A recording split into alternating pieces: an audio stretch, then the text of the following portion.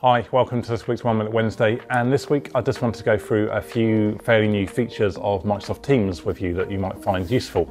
The first of which is Microsoft Breakout Rooms for Teams, and if you used Zoom either as a host or participant in larger groups, you may have seen these in action, and that's where you can move people into smaller rooms to kind of aid facilitation of discussions or brainstorming ideas, that kind of thing.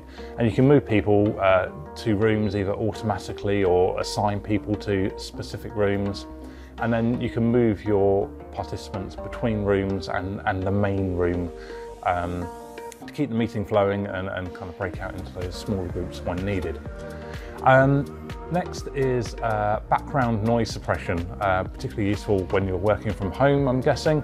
And this is actually on by default, but you can set this to a high, medium, low or off setting. So if the settings don't seem to be working for you, have a look underneath your profile icon in Teams, go to your settings, and you can find the background noise suppression in there.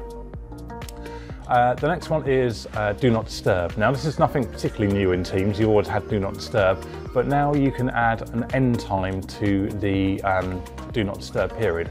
So if you want an hour's worth of protected time where no one can interrupt you, pop that on and set a time in there for that to end automatically, and you won't leave it on all day.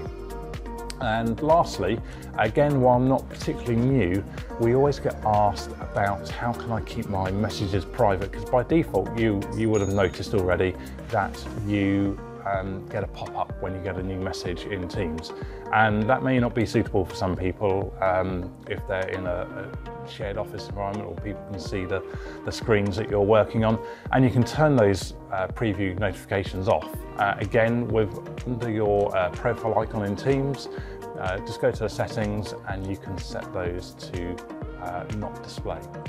Hopefully some of those are useful for you, and I'll see you next week on another 1 Minute Wednesday.